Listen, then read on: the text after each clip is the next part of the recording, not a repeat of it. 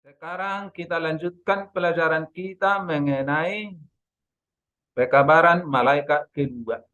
Pekabaran malaikat pertama kita sudah belajar sahabat yang lalu. Sekarang pekabaran malaikat kedua. Pekabaran malaikat kedua, Wahyu pasal 14 ayat 8. Dan seorang malaikat lain, malaikat kedua menyusul dia dan berkata, sudah rubuh, Babel, kota besar itu, yang telah memabukkan segala bangsa dengan anggur hawa nafsu cabulnya. Wahyu 14 ayat 8. Inilah malaikat kedua. Babel sudah rubuh. Kata Babel sudah rubuh itu yang keluar dari mulut malaikat itu. Inilah suara yang keluar dari mulut malaikat itu. Yang harus kita ketahui sekarang adalah apa isi buku yang di tangan malaikat itu. Ini yang perlu kita ketahui sekarang. Dan perlu kita ingat, malaikat jemaat Laodikia, para pendeta gereja MHK tidak tahu apa isinya. Karena membuka ini harus melalui nabi. Makanya gereja-gereja lain pun tidak ada yang bisa tahu apa isi di dalam buku yang di tangan malaikat itu.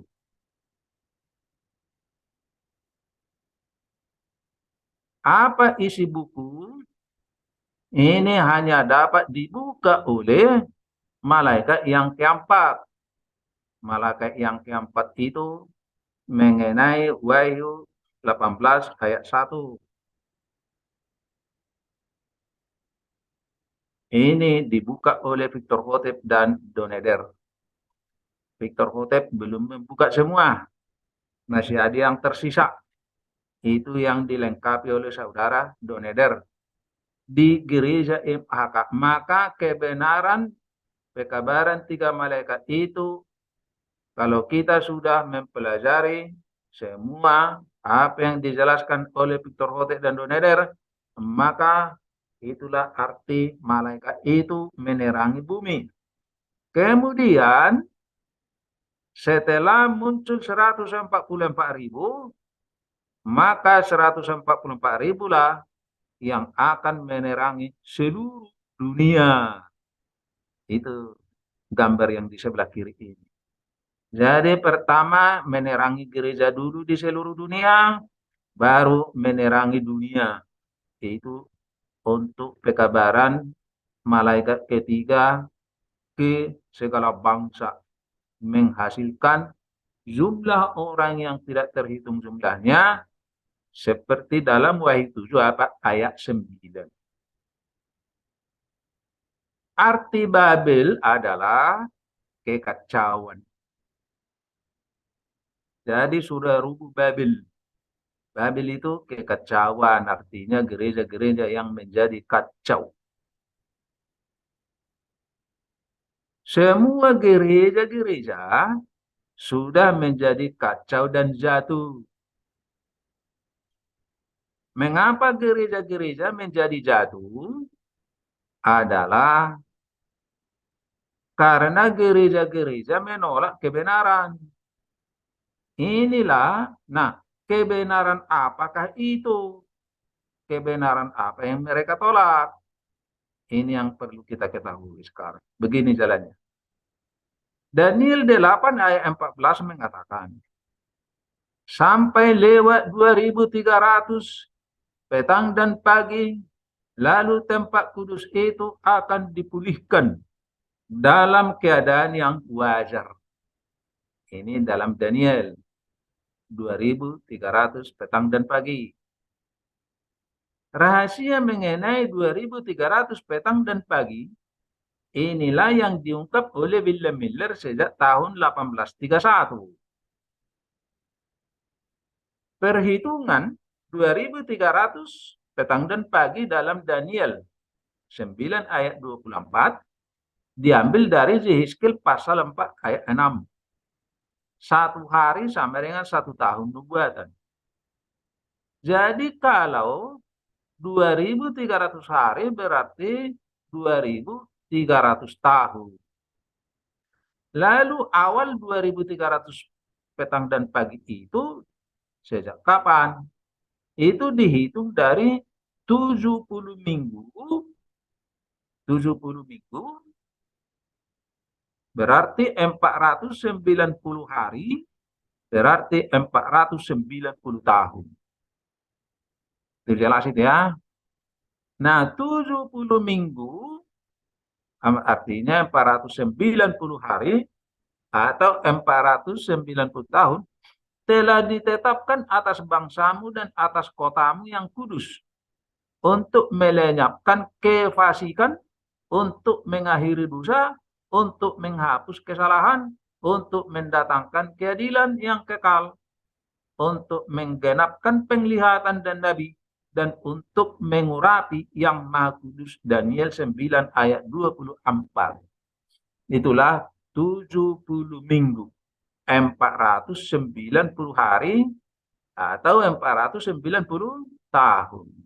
Lalu 490 tahun itu kapan dimulai? Kita lihat. Dari saat firman itu keluar tahun 457 oleh Raja Artasasta, yakni bahwa Yerusalem akan dipulihkan dan dibangun lagi sampai pada kedatangan seorang yang diurapi, seorang raja. Ada 7 kali 7 masa dan 62 kali 7 masa. Artinya 7 minggu dan 62 minggu. Nah, jadi jumlahnya 69 minggu atau 483 tahun. Nah, kita lihat Yerusalem kembali dibangun dari sejak 457 yang diperintahkan oleh Raja Artasasta selama 7 minggu dan 62 minggu. Akhirnya, nah jumlahnya 483 tahun. Akhirnya adalah di tahun 27 Masehi. Disinilah Yesus dibaptis. Jadi 69 minggu itu adalah mulai dari sejak perintah dari Artasasta membangun kembali Yerusalem sampai Yesus dibaptis tahun 27 selama 483 tahun. Sesudah 62 kali 7 masa itu akan disingkirkan seorang raja yang telah diurapi, padahal tidak ada salahnya apa-apa. Pada pertengahan 7 masa itu, ia akan menghentikan korban sembelihan dan korban santapan. Daniel 9 ayat 26 dan 27. Nah, artinya masih ada, tadi kan dibilang 70 minggu. Sampai Yesus dibaptis masih 69 minggu. Jadi ada sisa 1 minggu lagi. Nah, 1 minggu lagi itu ini dia dibicarakan 1 minggu itu adalah berakhir sampai tahun 34. Kemudian pertengahan minggu itu adalah tahun 31 Yesus mati di kayu salib. Nah, jadi 70 minggu itu, 490 tahun itu, ujungnya adalah tahun 34. Kemudian 2.300 dikurang 490 sama dengan 1.810. Jadi, kalau kita tambahkan 1.810 kepada 490 tahun itu, itulah 2.300 petang dan pagi, mulai dari sejak 457 sebelum Masehi sampai kepada tanggal 22 Oktober 1844. Inilah jangka waktu 2.300 petang dan pagi itu. 2.300 tahun. Dari tahun 457 sampai 1844. Jadi inilah doktrin gereja kita supaya kita bisa paham. 1844. Kemudian sampai lewat 2.300 petang dan pagi. Lalu ke tempat kudus itu akan dipulihkan dalam keadaan yang wajar. Apa artinya dipulihkan dalam keadaan yang wajar? Tempat kudus dipulihkan lewat 2.300 petang dan pagi, tanggal 22 Oktober 1844, tujuannya untuk melakukan pengadilan di bilik yang maha suci di surga. Untuk menghapus dosa-dosa dari bilik yang maha suci. Jadi bukan untuk kedatangan Yesus yang kedua kali. Nah, disinilah kesalahan William Miller. Sengaja Tuhan biarkan untuk menjadi ujian bagi umat Tuhan waktu itu. Tetapi William Miller salah arti ayat ini, Daniel 8 ayat 14. Karena mengajarkan tanggal 22 Oktober 1844 Yesus akan datang kedua kali. Tuhan sengaja membiarkan William Miller salah arti ayat ini. Daniel 8 ayat 14. Dengan tujuan untuk memisahkan gandum dan lalang. Gadis bijaksana dan gadis bodoh dari antara pengikut William Miller. Semua gereja menolak ajaran William Miller seperti Lutheran, Gereja Presbyterian, Metodis, dan Baptis. Baru 4 gereja yang ada waktu itu. Nah, semua gereja ini karena menolak kebenaran, maka semua gereja ini menjadi jatuh, menjadi Babel. Inilah asal-usul munculnya ada istilah Babel di Alkitab dalam pekabaran malaikat kedua. Semua gereja Babel ini tidak ada yang bisa melihat kesalahan William Miller. Jadi mereka ini menolak William Miller bukan karena melihat kesalahan, bukan. Tetapi karena mereka tidak mau menerima kebenaran. 2.300 pagi dan petang itu adalah kebenaran. Apa yang terjadi ujungnya itu yang salah oleh William Miller dan bisa diperbaiki. Karena semua gereja sudah ditolak oleh Tuhan, maka berdirilah gereja baru. Itulah gereja Masehi Advent hari pertama. Gereja Masehi Advent hari pertama yang dibangun oleh William Miller. Tetapi ternyata Yesus tidak datang pada tanggal 22 Oktober 1844. Maka mereka semua menjadi kecewa. Pertanyaan besar adalah, mengapa Tuhan membiarkan William Miller melakukan kesalahan yang besar ini? Jawabnya adalah, karena Tuhan tahu kalau akan ada orang yang hanya ikut-ikutan, tetapi tidak serius untuk memahami kebenaran itu, maka mereka harus diuji untuk memisahkan gadis bijaksana dan yang bodoh.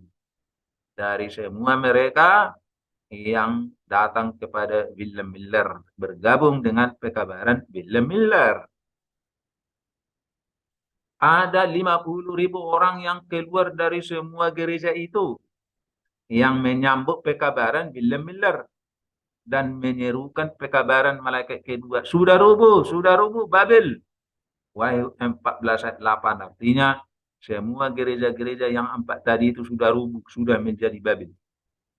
Artinya semua gereja itu tidak berkenan lagi di hadapan Tuhan. Sudah ditolak oleh Tuhan. Dan ternyata dari 50.000 orang yang percaya pekabaran William Miller, tetapi hanya 50 orang yang termasuk golongan yang bijaksana dan yang berhasil membangun gereja Tuhan, gereja yang baru, gereja IMAHK. Yang lain menjadi gadis buruh, hilang di tengah jalan. Mengapa Tuhan membiarkan William Miller salah arti nubuatan 2300 petang dan pagi? Ini sebagai pelajaran bagi kita sekarang ini. Kalau ada nabi yang salah adalah untuk memisahkan golongan yang bijaksana dan golongan yang bodoh. Untuk mempelajari kebenaran itu semakin teliti lagi. Jadi jangan heran kalau Ellen G. White ada salahnya yang dibiarkan oleh Tuhan. Victor Hotep juga ada salahnya, itu juga dibiarkan oleh Tuhan. Lalu dikirimlah nabi berikutnya untuk memperbaiki yang salah itu. Itu Tuhan sengaja menguji orang-orang yang menerima kebenaran pada zamannya masing-masing, supaya diuji oleh nabi yang berikutnya. Jadi kalau ada banyak orang yang mengatakan nabi tidak pernah salah. Nah, bagi orang ini Tuhan mengatakan tidak ada maaf bagimu. Karena Roh Nubuat mengatakan tiada maaf bagi orang yang mengatakan sajian Alkitab kita itu tanpa salah. Karena hanya Allah dan surga saja yang tidak pernah salah. Ini sudah sering saya buka di tulisan kita di grup. Ada yang tidak serius memahami nubuatan dan belajar hanya untuk cari panggung popularitas. 5 gadis yang bodoh. Mereka yang seperti ini pada akhirnya akan meninggalkan kebenaran. Tetapi mereka yang memahami ajaran William Miller hanya 50 orang sebagai gadis bijaksana. Mereka juga ikut kecewa, tapi mereka terus menyelidiki kebenaran itu sampai menemukan rahasianya. Pada akhirnya 5 gadis bijaksana menemukan rahasia kebenaran. Apa itu? Tanggal 22 Oktober 1844, Yesus pindah dari bilik suci ke bilik yang maha suci untuk memulai pengadilan di surga. Dimulai dari orang mati dan akan berakhir kepada orang-orang hidup. Dikatakan Wahyu 10 ayat 10. Lalu aku mengambil kitab itu dari tangan malaikat itu dan memakannya. Di dalam mulutku ia terasa manis seperti madu. Tetapi sesudah aku memakannya, perutku menjadi pahit rasanya. Wahyu 10 ayat 10. Artinya pekabaran William Miller sangat menyenangkan karena mereka yakin sebentar lagi mereka sudah akan berada di surga. Tetapi mereka sangat kecewa karena Yesus tidak datang-datang untuk membawa ke surga. Lalu bagaimana? Jadi inilah arti ayat tadi, di mulutnya manis seperti madu, tapi di perutnya pahit. Artinya pekabaran yang mereka terima itu sangat menyenangkan, tetapi ujungnya pahit. Yesus enggak datang-datang karena harta sudah dijualin. Itu penyebabnya. Itu arti daripada ayat tadi. Maka ia berkata kepadaku, engkau harus bernubuat lagi. Artinya memberitakan lagi nubuatan itu dengan cara yang benar. Kepada banyak, bukan semuanya, tapi banyak bangsa dan kaum dan bahasa dan raja. Jadi sesudah terjadi masa kekecewaan itu, di mulutnya manis pekabaran itu, tetapi di perutnya pahit, artinya ujung reaksi daripada pekabaran itu menyakitkan. Lalu mereka diperintahkan lagi, kembalilah engkau bernubuat lagi, memberitakan nubuatan itu dengan cara yang benar kepada banyak bangsa, banyak kaum dan bahasa dan raja. Jadi masih menginjil lagi. Itu sebagai bukti bahwa bukan kedatangan Yesus yang kedua kali itu 2300 petang dan pagi. Tetapi ujungnya adalah untuk membuka pengadilan di surga dimulai kepada orang mati. Ternyata mereka harus bernubuat lagi. Artinya pekabaran 2300 petang dan pagi harus diajarkan lagi dengan cara yang benar. Mengajarkan pengadilan di tempat yang maha suci di surga. Bukan Yesus datang kedua kali.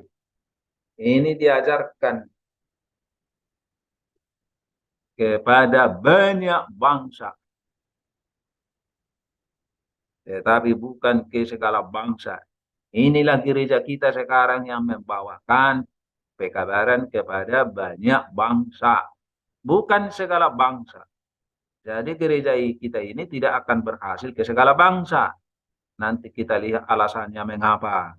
Mengapa hanya kepada banyak bangsa, tidak kepada semua bangsa. Gereja MAHK diutus. Kita akan lihat nanti. Disuruh harus bernubuat lagi kepada banyak bangsa. Siapa yang disuruh? Itulah gereja baru sesudah masa kekecewaan. Itulah gereja MAHK. Hasil kerja gereja MAHK terbatas hanya untuk banyak bangsa. Mengapa terbatas? Mengapa gereja MAHK tidak disuruh ke segala bangsa dan raja? Alasannya begini. Gereja MAHK masih terlibat dalam praktek penyesatan. Dikatakan, hai umatku, pemimpin-pemimpinmu adalah penyesat. Dan jalan yang kamu tempuh dikacaukan. Yesaya 3:12. Malaikat jemaat Laodikia menjadi penyesat karena miskin, buta, dan telanjang. Makanya urutan nubuatan pun dikacaukan. Jadi penyesat itu, gereja kita ini, para pendeta kita menjadi penyesat karena dikacaukan nubuatan, urutan nubuatan dikacaukan. Itu yang kita sudah pelajari di pekabaran malaikat pertama. Bagaimana mereka mengacaukan, dan nanti akan kita lihat itu. Masih akan kita lihat nanti tulisan nubuat. Sebab orang yang mengendalikan bangsa ini, maksudnya General Conference SDA, adalah penyesat dan orang-orang yang dikendalikan mereka menjadi kacau. Yesaya 9 ayat 15. Ya, jadi General Conference gereja kita menjadi penyesat. Nanti akan kita lihat buktinya apa. Nah, bagaimana mungkin gereja kita akan dapat menyelesaikan Injil ke segala bangsa kalau para pemimpin gereja kita sendiri sudah menjadi penyesat? Sesuai dengan Yesaya 3 ayat 12, Yesaya 9 ayat 15, Wahyu pasal 7 ayat 17 yang mengatakan miskin, buta, dan telanjang. Bagaimana malaikat jemaat Laodikia mau menyelesaikan Injil kalau miskin, buta, dan telanjang? Nanti kita akan pelajari apa arti miskin, buta, dan telanjang.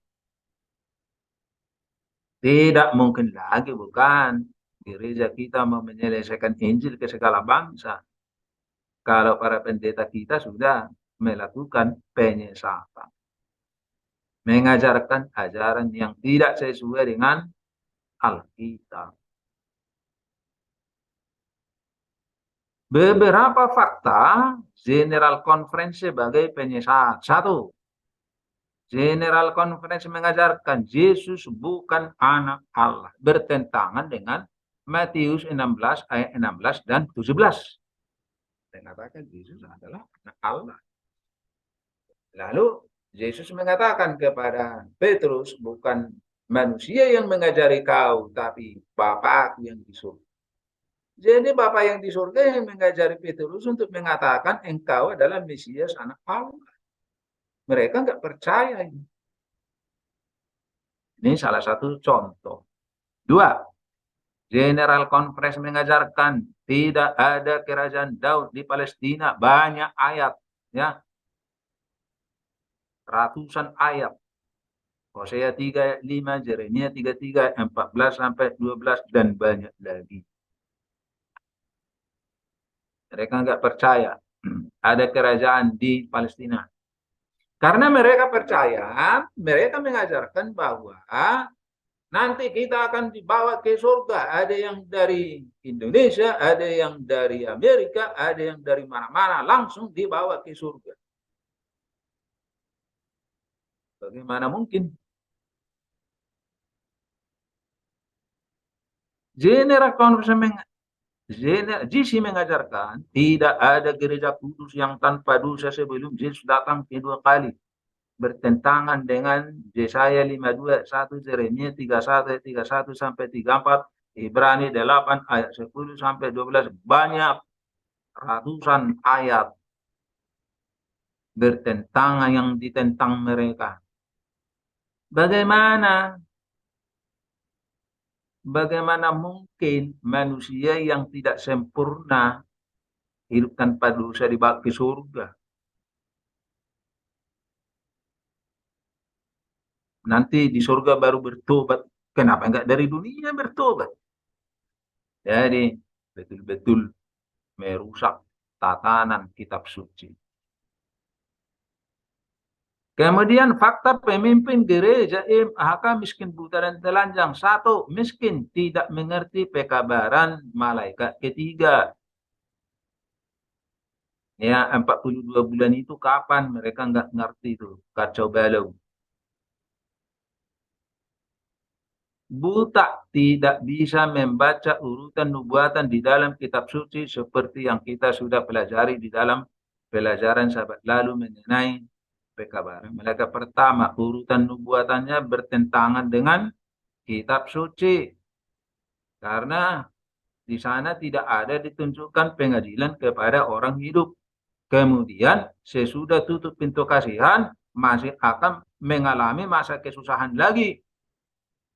Padahal Alkitab mengatakan di masa pengadilan kepada orang suci, umat Tuhan menjadi penguasa di bumi. Segala kuasa tunduk dan patuh kepada mereka. Masa orang jahat mau menganiaya umat Tuhan yang sudah diangkat oleh Tuhan menjadi penguasa di seluruh muka bumi. Jadi jelas-jelas mereka tidak percaya firman Tuhan. Tiga, telanjang menyembah Trinitas seperti yang disembah gereja lain. Tiga Allah yang sama-sama ada, sama kuasa dan sederajat. Hebat kan? Jadi gereja lain mengajarkan seperti ini, itu yang diajarkan oleh gereja kita. Nggak tahu kenapa begitu. Ya, Yesus tidak sama dengan Bapa. Ya, tidak sama dengan Bapa. Tidak sama kuasanya, tidak sama-sama ada. Yesus keluar dari Bapa. Itu ada tertulis di Alkitab. Nanti kita akan pelajari. Gereja MAHK tidak bisa menyelesaikan Injil ke segala bangsa karena satu, tidak paham pekabaran tiga malaikat secara lengkap. Masih ada lalang ikan yang tidak baik, yang tidak penurut, dan 5 gadis bodoh di gereja MAHK. Tiga, pemimpin gereja MAHK di General Conference masih suam, malang, melarat, miskin, buta, dan telanjang yang menjadi penyesat. Bagaimana bisa menyelesaikan Injil? Mereka bawa anggota dari luar untuk dipimpin oleh mereka-mereka yang miskin, buta, dan telanjang ini. Bagaimana Tuhan bisa memberkati mereka melakukan tugas yang diberikan Tuhan? Tidak mungkin. Ajaran General Conference Seventh-day Adventist yang menyesatkan. General Conference mengajarkan Yesus bukan ciptaan. Dikatakan tidak pernah ada suatu waktu di mana Yesus tidak ada. Kalau tidak, maka ia hanyalah seorang ciptaan. Dan Alkitab tidak mengajarkan hal tersebut. Pelajaran sekolah sahabat dewasa. Tanggal 16 Januari 2005, halaman 29. Yesus katanya tidak pernah ada. Jika tidak, maka ia hanyalah seorang ciptaan. Memang ciptaan. Jadi, keberadaan Yesus itu beda dengan keberadaan Bapa, sama dengan keberadaan Hawa dengan Adam. Hawa itu adalah keluar dari Adam. Yesus keluar dari Bapa. Nah, itu kita bisa pelajari nanti itu. Ya. Dan sudah ada itu di YouTube, judulnya Rahasia Mengungkap Rahasia Nubuat.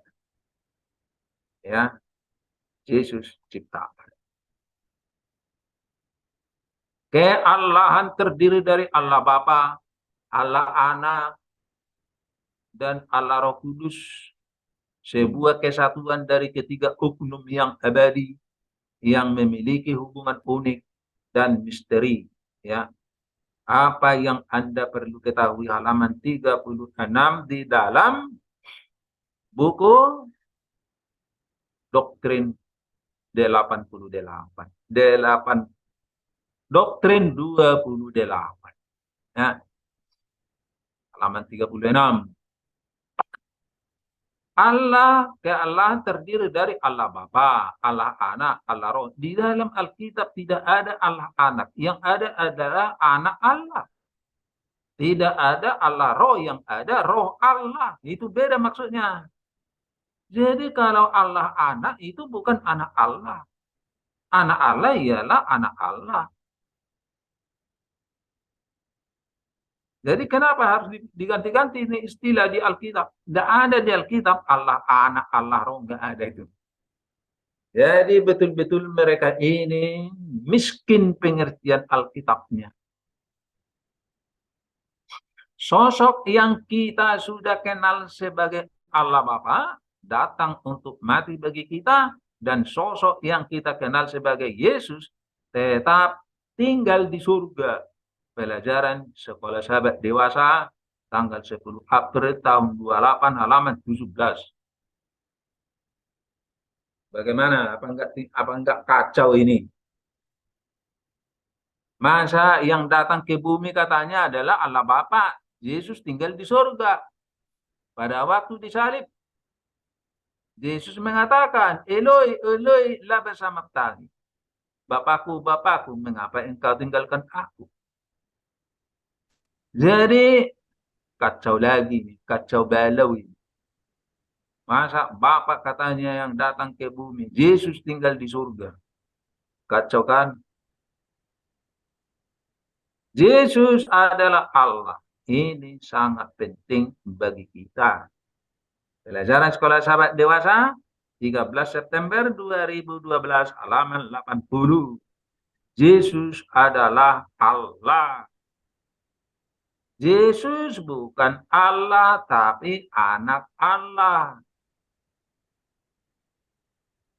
Kalau dikatakan anak kambingnya itu kambing atau tidak? Ya kambing. Tapi harus dibedakan induk kambing dan anak kambing. Nah, anak ayam, induk ayam. Anak ayam, ya ayam. Tapi jangan disebut ayam. Karena harus dibedakan ada induk ayam dan anak ayam. Nah, begitulah juga Yesus. Bukan Allah, tapi anak Allah. Jadi kacau balau ini mengikuti yang sudah ada di atas, yang kacau balau itu. Kasihan ini. Kacau balau ajarannya. Jadi kalau dikatakan penyesat, ya itulah yang disebutkan di dalam Alkitab. Para pemimpinmu adalah penyesat, yang dipimpinnya menjadi kacau. Sejak abad kekekalan, Allah Roh Kudus itu hidup dalam kealahan sebagai anggota yang ketiga. Bapa, Anak, dan Roh. ada dengan sendirinya setara. Jadi yang berwujud itu kealahan yang berwujud itu adalah Bapa dan Anak. Roh tidak berwujud. Roh itu adalah sama seperti kita punya roh. Begitu Bapa punya roh. Jadi roh itu tidak ada wujudnya. Nah, di sini salahnya lagi. Lalu dikatakan tiga oknum ini setara. Ada dengan sendirinya sama-sama ada setara. Jadi Yesus dengan Bapa itu ada dengan sama-sama ada maksudnya. Atau Yesus dan Bapa itu seperti kembar. Padahal Yesus itu adalah berasal dari Bapa. Itu ada tertulis ayat-ayatnya. Bisa dilihat itu di YouTube. Judulnya Mengungkap Rahasia Nubuatan Yesus Anak Allah. Jadi beberapa fakta General Conference sebagai penyesat satu. Sisi menuntun anggota gereja kita menyembah tiga Allah. Ya, tidak ada Allah anak, nggak ada anak Allah, nggak ada roh Allah. Allah semua itu sama. Ini menyesatkan. Sisi mengajarkan anggota gereja IMAK supaya percaya Yesus adalah Allah. Sisi tiga, Sisi mengajarkan anggota gereja IMAK supaya percaya Yesus bukan ciptaan. Ya, Yesus itu ciptaan, keluar dari Bapa. Ada di dalam kitab suci itu. Keluar dari Bapa. Sama seperti Hawa. Ya, Hawa keluar dari Adam. Nah, jadi ini semakin jelas kita bisa memahami karena sekarang ada istilah,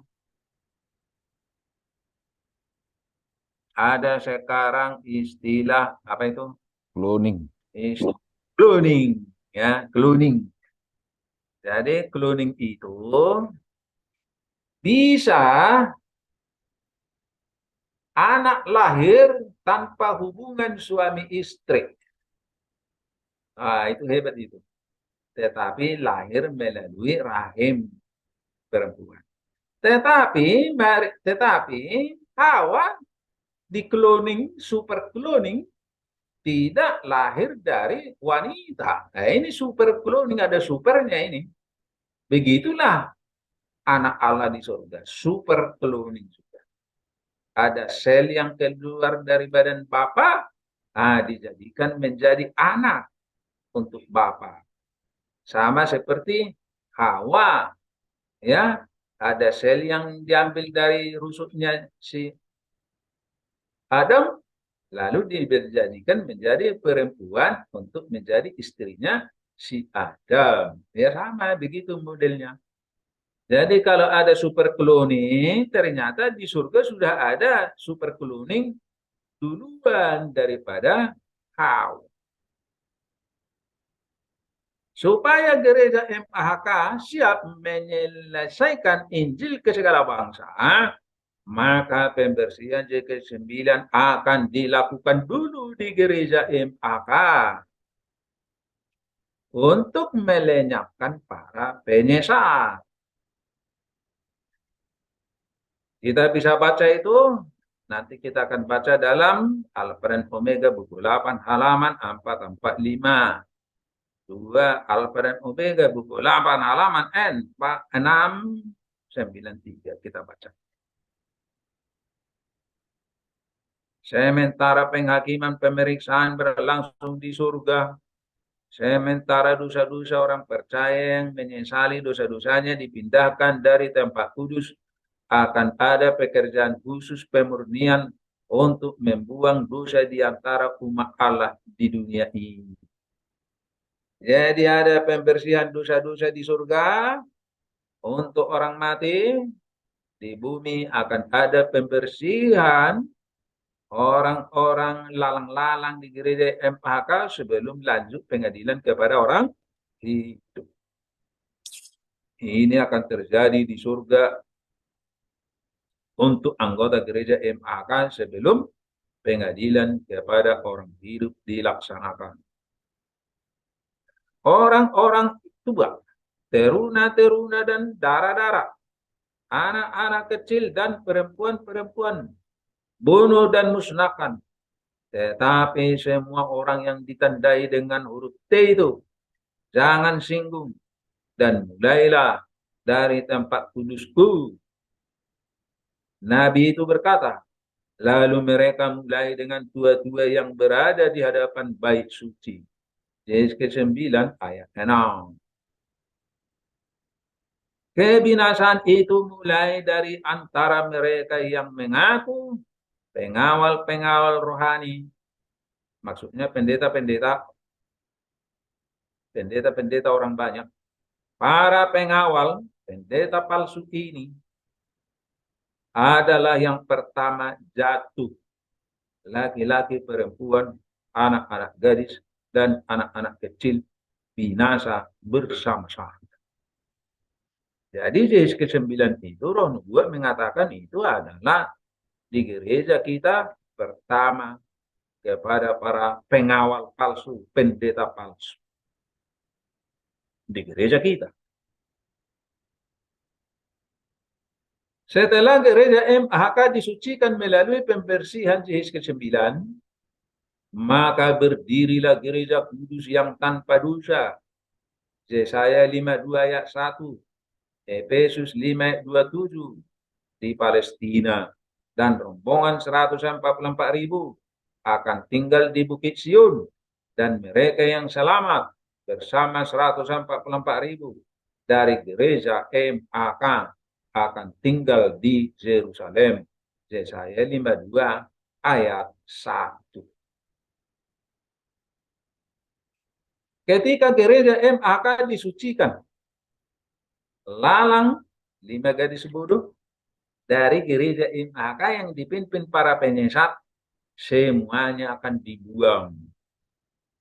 Gereja MHK menjadi suci dan namanya akan diganti dan dengan nama baru sesuai dengan Yesaya 62 ayat 2. Tuhan keadilan kita. Sesuai dengan Yeremia 23 ayat 6, Yeremia 33 ayat 16. Jadi nama gereja MHK akan lenyap di muka bumi. Tidak akan lagi di masa para pemimpinnya dibuang. Nama gereja itu pun dibuang. Maka orang-orang yang selamat dari gereja MHK tidak lagi menggunakan gereja MHK, tapi menggunakan gereja baru, nama baru, Tuhan keadilan kita.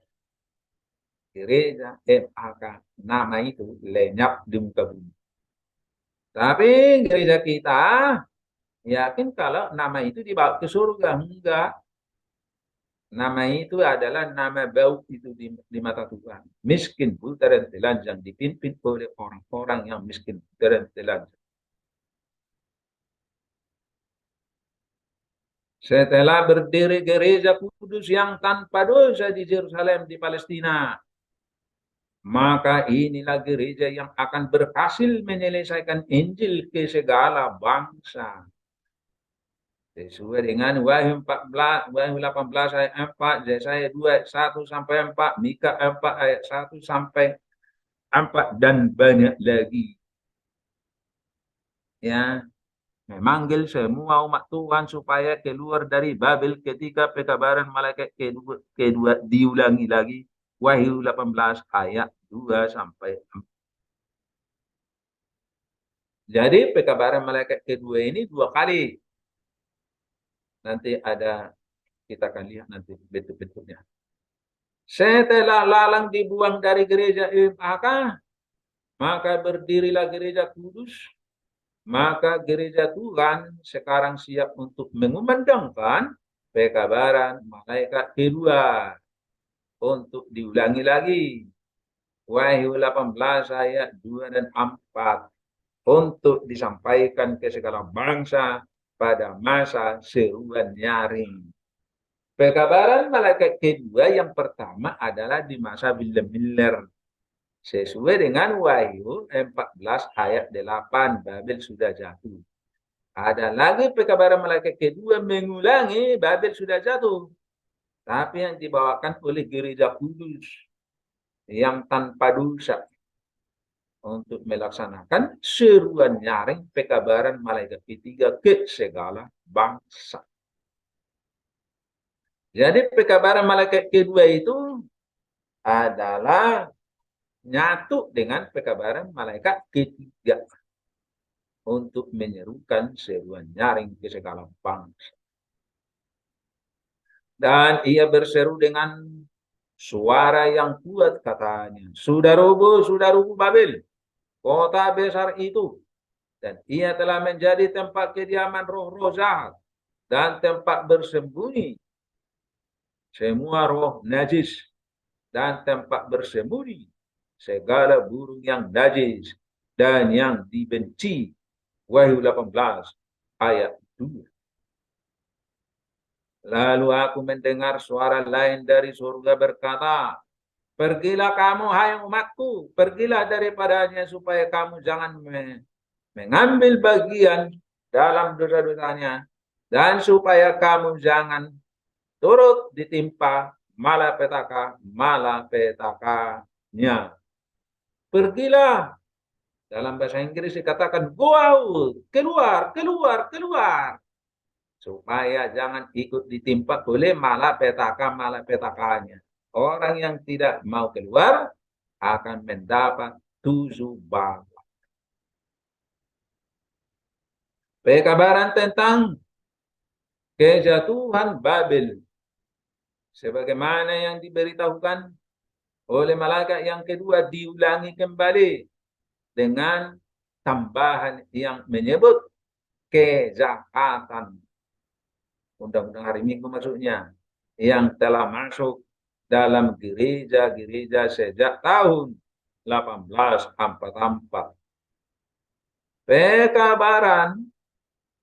Pekabaran malaikat ini datang pada saat yang tepat untuk bergabung dalam pekerjaan besar terakhir. Pekabaran malaikat ketiga. Ketika pekabaran itu mengembang menjadi seruan nyaring. Maka dengan demikian umat Allah dipersiapkan untuk berdiri pada saat pencobaan yang tidak lama lagi mereka akan hadapi. Saya melihat suatu terang besar berada di atas mereka dan mereka bersatu dengan tiada gentar memberitakan pekabaran malaikat ketiga. Tulisan-tulisan permulaan halaman 473, 474. Hamba-hamba Allah dilengkapi dengan kuasa dari atas, dengan wajah mereka diterangi dan bercahaya dengan penyerahan yang kudus, maju untuk memberitakan pekabaran dari surga. Jiwa-jiwa yang tersebar di seluruh dunia ini. Nah, di sini dikatakan wajah mereka diterangi dan bercahaya. Ini sesuai dengan Alkitab. Daniel pasal 12 ayat 3. Bercahaya, muka mereka bercahaya. Di dalam tulisan Ellen G. White juga ada di ayat di buku lain mengatakan wajahnya bercahaya. Artinya kembali menjadi sama seperti Adam dan Hawa sebelum dosa. Badan-badan keagamaan menjawab panggilan itu dan jiwa-jiwa yang indah dengan segera keluar dari gereja-gereja yang bernasib malang sebagaimana Lut yang segera keluar dari Sodom sebelum kebinasaan. Tulisan-tulisan permulaan halaman 476. Ya. Jadi gereja kita kalau sudah disucikan, orang-orang berdosa yang tidak mau bertobat dilenyapkan dari gereja, maka tinggallah orang-orang kudus, orang-orang suci yang tidak yang siap mati untuk tidak melakukan dosa. Inilah yang akan dibawa ke kerajaan untuk menyelesaikan Injil ke segala bangsa oleh 144.000. Jadi jelas apa yang dikatakan oleh tulisan-tulisan pertama ini, ada pembersihan di gereja MA.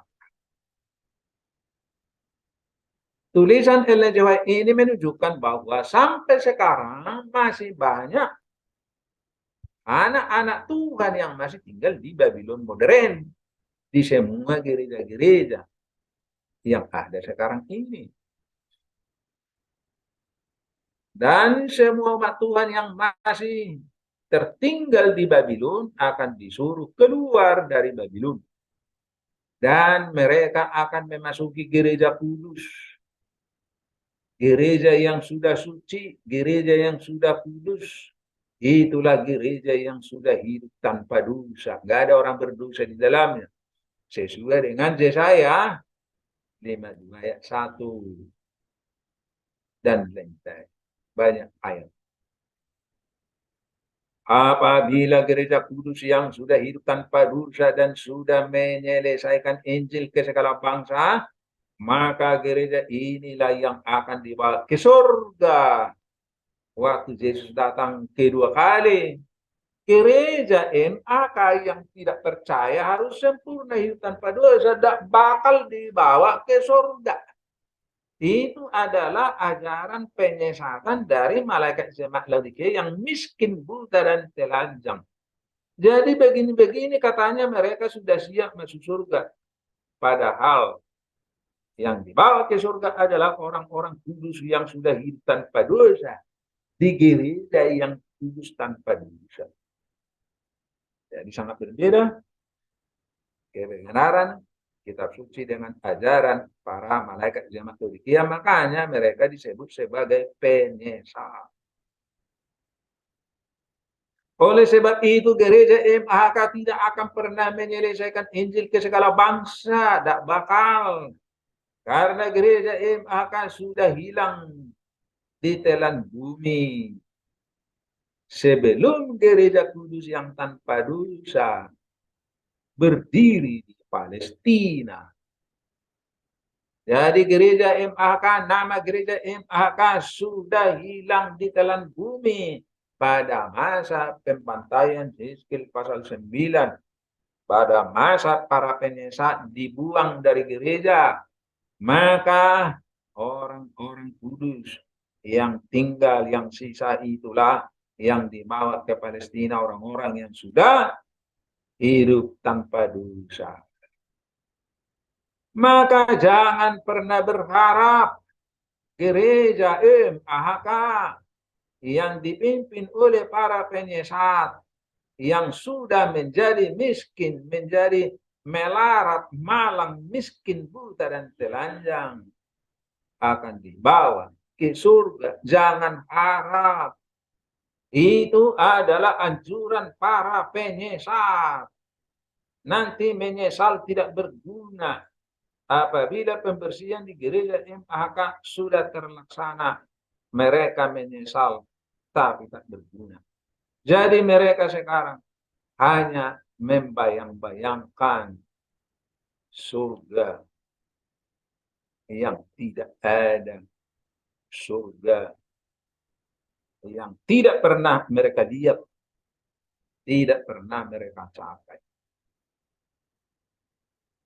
Gereja MAK yang dipimpin oleh para penyesat yang sudah menjadi malang, miskin, buta, dan telanjang tidak akan pernah dibawa ke surga.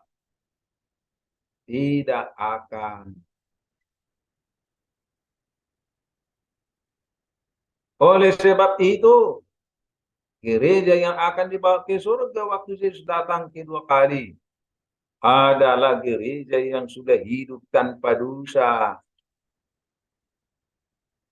pada masa pengadilan orang hidup. Jadi tidak ada dosa di sana, tidak ada orang yang berdosa di sana. Sesuai dengan Yehezkiel 36 ayat 26. Tidak ada lagi dosa di sana. Sekarang kita lihat makna pekabaran malaikat kedua.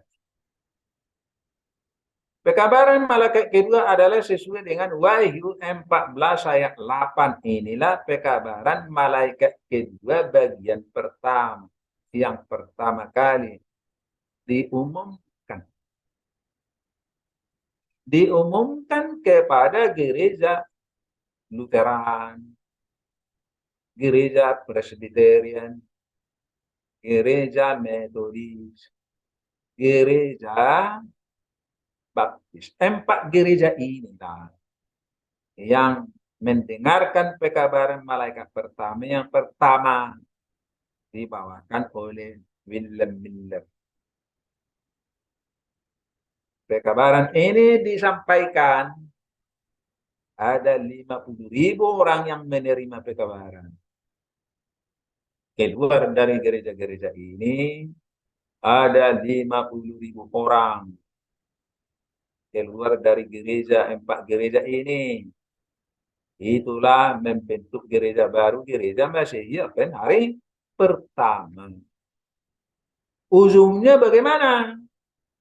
Ujungnya mereka kecewa karena Yesus tidak datang tanggal 20 Oktober 1844. Mereka kecewa. Maka tinggallah 50 orang yang meneruskan penyelidikan mencari tahu apa yang terjadi pada tanggal 20 Oktober 1844. Karena ayat-ayatnya benar sesuai kita, nggak ada yang salah. Maka 50 orang itu menemukan jawaban bahwa Yesus bukan datang ke dunia, tapi Yesus pindah dari bilik suci ke bilik yang maha suci. Maka 50 orang itu membentuk gereja baru. Itulah gereja MAK. Maka gereja baru inilah yang meneruskan pekerjaan Tuhan dengan tugas. Dengan tugas baru. Sesuai dengan Wahyu 10:11. Kembalilah engkau bernubuat lagi kepada banyak bangsa, kaum, bahasa, dan raja. Artinya menyampaikan lagi nubuatan 2300 petang dan pagi itu kepada banyak bangsa, kaum, bahasa, dan raja. Kenapa tidak ke segala bangsa, kaum, dan raja? Karena tidak layak. Yang akan menyelesaikan Injil ke segala bangsa adalah gereja kudus, gereja yang tanpa dosa. Tetapi sekarang ini gereja MAK tidak seperti di awal. Di awal mereka itu adalah yang 50 orang itu adalah orang-orang yang sudah menang uji. Tetapi bersama dengan orang-orang suci, banyak orang-orang 5 anak darah yang bodoh, atau yang disebut lalang, ikan yang tidak baik, masuk ke gereja MAK. Maka ini harus dibuang dulu melalui pembersihan Yehezkiel 9. Barulah gereja menjadi suci, maka gereja diganti nama dengan Tuhan keadilan kita. Itulah yang akan menyelesaikan Injil ke segala bangsa. Jadi gereja MAK ini mengulangi lagi pekabaran 2300 petang dan pagi sesuai dengan Wahyu 10. Maka banyak dari bangsa, banyak yang keluar dari banyak bangsa menjadi anggota gereja MAK sekarang. Kemudian apa ujung dari gereja MAK? Ujungnya adalah pembersihan Yehezkiel 9. Pembersihan Yehezkiel 9 membuang orang-orang yang tidak setia di gereja MAK supaya gereja menjadi suci. Setelah terjadi pembersihan Yehezkiel 9, maka berdirilah gereja kudus. Inilah yang akan berdiri di Palestina. Inilah yang akan menyelesaikan Injil ke segala bangsa.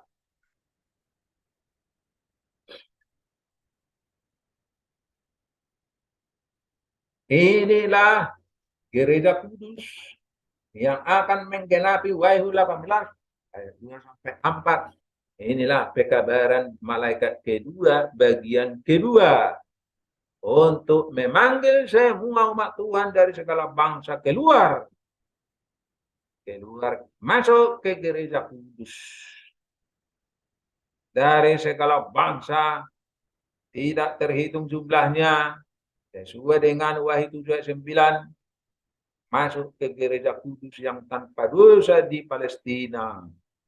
Inilah bentuk pekabaran malaikat kedua. Jadi pekabaran malaikat kedua itu dua kali. Pertama oleh Billah, itulah membentuk gereja Masih akan hari pertama. Kemudian akan ada lagi pekabaran malaikat kedua.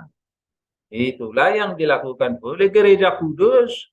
Memanggil semua umat Tuhan dari segala bangsa memasuki tanah perjanjian sebelum Yesus datang kedua kali. Kemudian secara ringkas pekabaran tiga malaikat.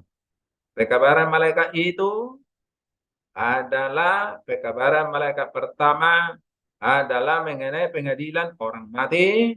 Kemudian sampai kapan kita akan lihat nanti akan lanjut pengadilan kepada orang hidup. Sampai sekarang belum. Pengadilan kepada orang mati sampai sekarang belum berakhir. Nanti akan berakhir, kita akan tahu kapan. Kemudian pengadilan ke malaikat yang kedua ialah Wahyu 14 ayat 8 yang dibawakan oleh William Miller. Sampai kapan? Nanti kita akan lihat, karena ini akan dikabarkan lagi oleh gereja kudus yang tanpa dosa. Wahyu 18 ayat 2 sampai 4. Kemudian pekabaran malaikat ketiga. Sekarang masih aba-aba. Masih pemberitahuan yang mengatakan barang siapa yang menerima tanda binatang dan patungnya di tangannya, di dahinya, akan mendapat murka Allah. Jadi akan ada nanti diberitahukan akan ada pemaksaan tanda binatang dan patungnya. Tanda binatang maksudnya undang-undang hari Minggu akan dipaksakan untuk gereja MAK dan untuk dunia di masa patung binatang itu. Ya, jadi ada dua kali undang-undang hari Minggu yang tidak dilihat oleh gereja MAK, termasuk grup-grup Davidian di seluruh dunia. Ternyata sekarang baru kita tahu bahwa grup-grup Davidian di seluruh dunia ini, kecuali Salem, mempercayai hanya satu kali undang-undang hari Minggu di masa patung binatang itu. Tidak ada undang-undang hari Minggu di masa binatang itu binatang macan tutul, seperti yang kita sudah pelajari pada minggu yang lalu. Ya, di sini ada 666, di sini juga ada 666. Jadi 666 itu ada dua, tongkat mengatakan dua kali. Tapi para Davidian tidak bisa melihat kebenaran ini, tidak percaya ini. Umat Tuhan diuji melalui undang-undang hari Minggu dua kali. Pertama di gereja MAK, di masa binatang macan tutul, di masa Assyria modern. Kedua, undang-undang hari Minggu di masa Babel besar, di masa 666, di masa binatang-binatang merah ungu, Babel, yang disebut Babel. Binatang merah ungu, Wahyu pasal 17. Inilah ujian umat Tuhan diuji melalui undang-undang hari Minggu 2 kali. Pertama di gereja MAK, kedua untuk dunia Babylon di masa patung binatang itu, Wahyu pasal 17. Saya kira cukup jelas. Kalau ada pertanyaan nanti boleh ditanyakan. Tidak semua Davidian yang akan selamat masuk ke kerajaan kudus, gereja kudus yang tanpa dosa di Palestina pada masa pengadilan orang hidup, karena nggak ngerti pengadilan orang hidup. Tidak semua Davidian ngerti, di luar Salem nggak ngerti. Oleh karena banyak juga grup Davidian yang dipimpin oleh para penyesat. Nah, ini persoalannya. Yang mengajarkan ajaran sesat yang tidak sesuai kitab suci. Apa itu? Ini dia. Sebagai contoh, satu, tidak percaya harus sempurna hidup tanpa dosa sebelum dibawa ke kerajaan kudus yang tanpa dosa di Palestina. Oh, tidak mungkin katanya. Nanti kita di sana baru bisa hidup tanpa dosa.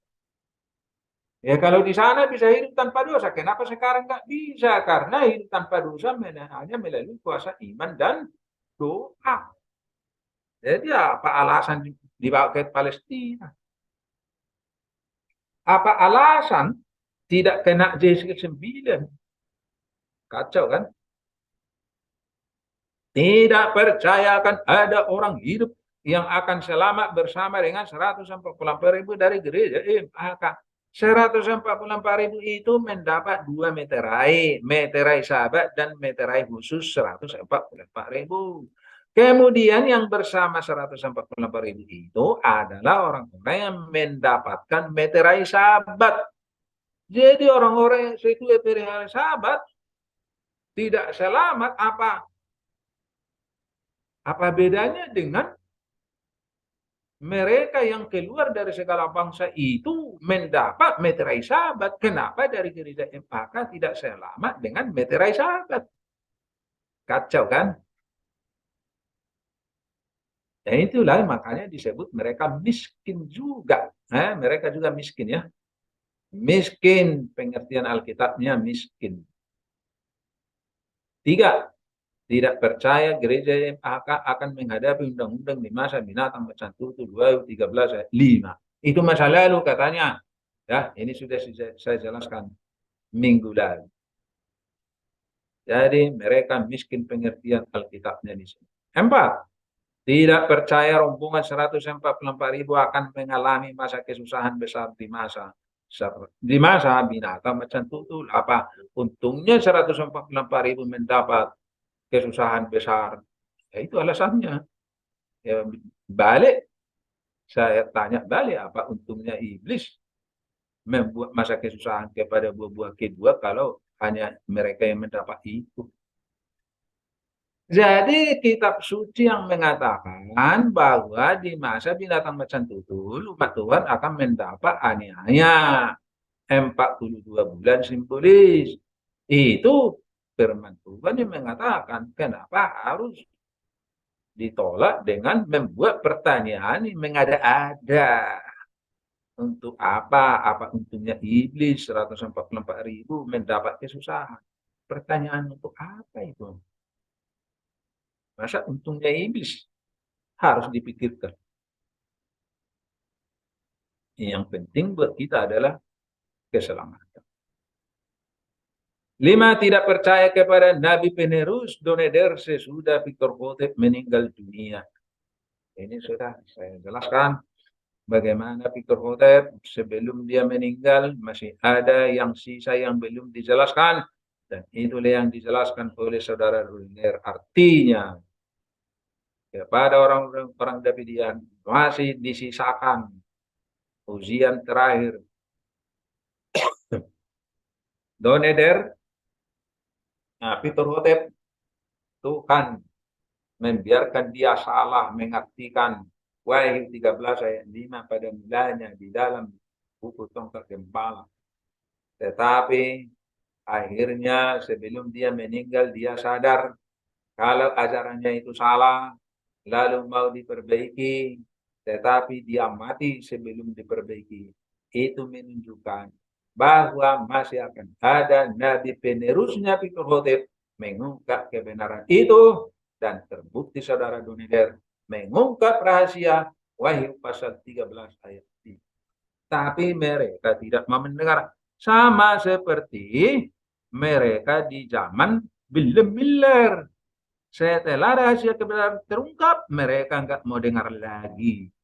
Begitulah orang-orang Davidian sekarang. Mereka tidak mau mendengar lagi. Sampai di sini dulu pembicaraan kita. Kiranya Tuhan memberkati kita semua. Amin. Kalau masih ada pertanyaan, silakan ditanyakan.